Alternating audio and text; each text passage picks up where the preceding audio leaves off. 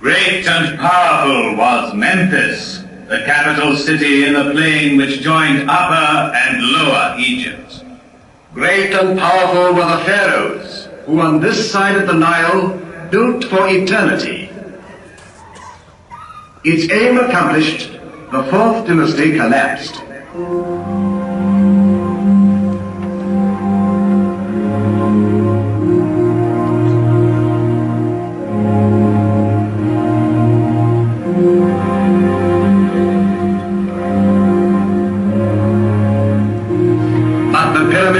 Still stand.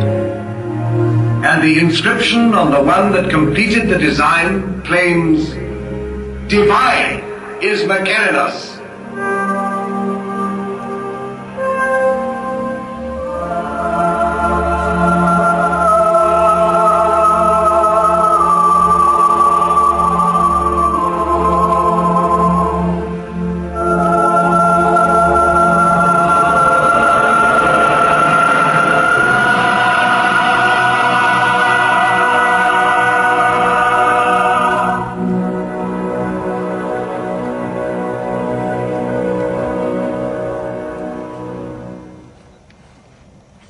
Here 3 pharaohs reign, Cheops, Khephren, and Mykerinos.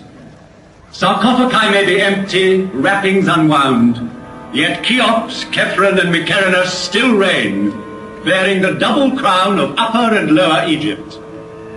They reign over their court, buried round them, over these small pyramids where their queens lie, over the tombs of their ministers, over the whole hierarchy, sleeping forever. Chamberlains, high priests, buffoons, architects, courtesans, each in his proper place in these funerary chambers which are called mastabas. For this is a royal palace of the dead, with triumphal perspectives, pavilions, corridors, secret rooms, strong walls. It was a city of another world, approachable by the people only as near as the outer temples where their devotion led them. Coming from the Nile, one ascended by a monumental causeway built on the same colossal scale to the high temples where only the priests lived among the secrets of the mummies. They alone knew for what journey the great barges were being prepared at the foot of the tombs. A journey with the sun. A journey which has lasted 4,500 years.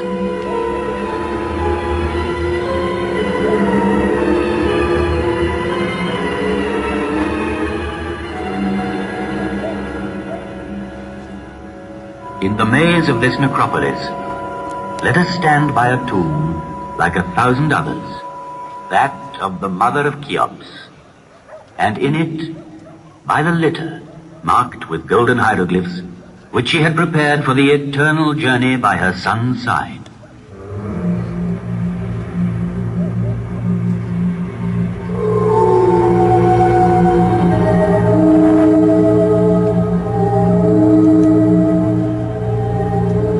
Neither wind, nor sand, nor centuries could ever entirely silence the voice of the desert.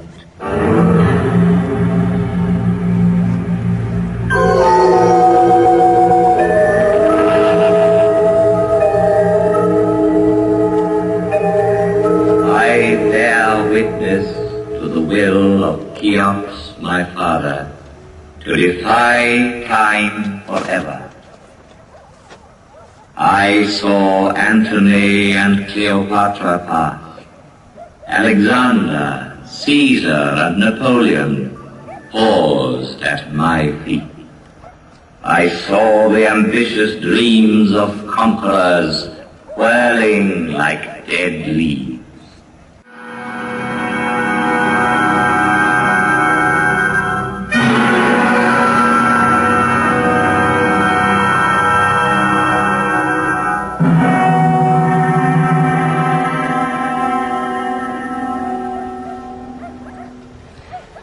Of all ancient monuments, it is the pyramids which have always appealed most vividly to man's imagination.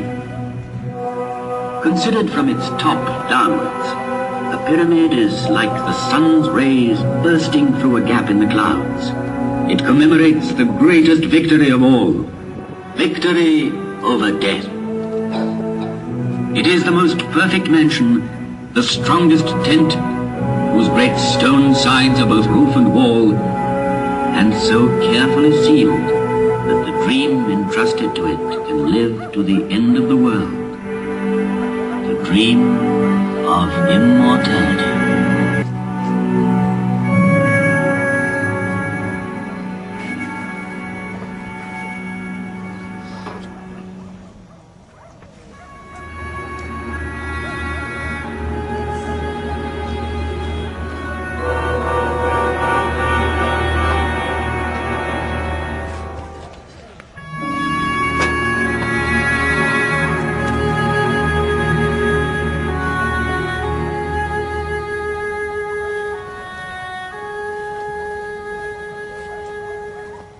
Hidden in the secrecy of its tomb, attended by a whole crowd of statues, provided with all that was necessary for the journey, there, in the sarcophagus, lay the mummy, to be called on by the soul. For alone and without the body, the soul could not go into the night. And from the depths of this tomb still rises the scent of herbs, cedar oil, resin, and myrrh.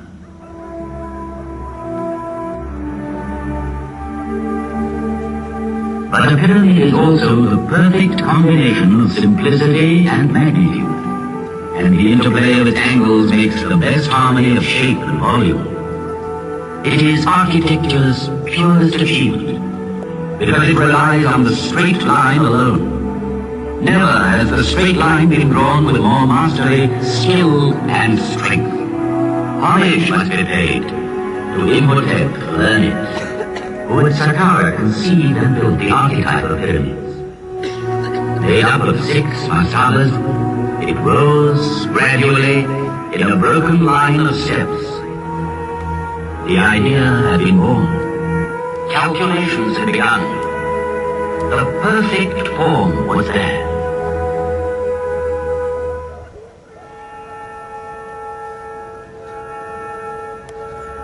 Among all the objects laid by a dead man's side in his tomb, a scribe's palette is undoubtedly the most precious. From it were drawn the hieroglyphs representing the figures which made possible the fabulous calculations ordering these mountains of stone. A lotus flower for 1,000, a finger worth 10-fold, a tadpole for 100,000, and the scribe's 2 hands joined in prayer for a minute.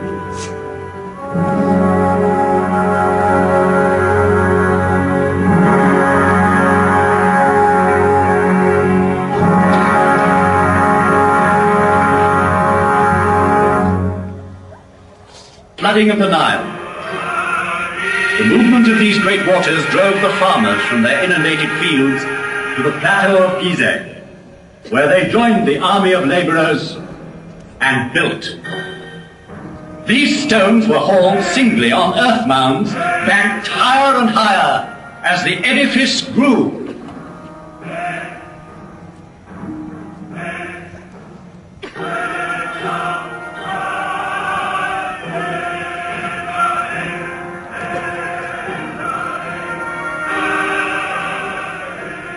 In front of such superhuman effort, can one believe in the legend of the whip? It needs mystical fervor to build a pyramid. Faith. Those who worked here deserve not our pity, but our deepest respect and admiration. They lived through one of those rare times when man knows with absolute certainty what he has to do and where to go, because he believes.